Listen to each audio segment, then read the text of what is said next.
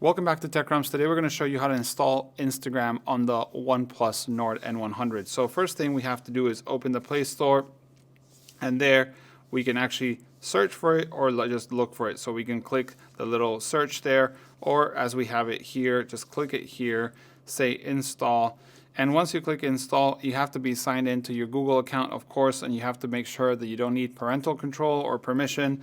As you can see, it's already downloaded. Now it's installing, and it will take a few seconds as this phone is not very fast, but it will work no problem. As you can see, installing.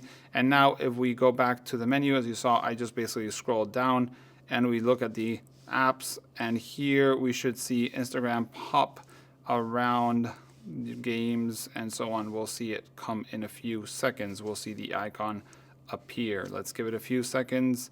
Like I said, it's not very fast, but it should be there soon.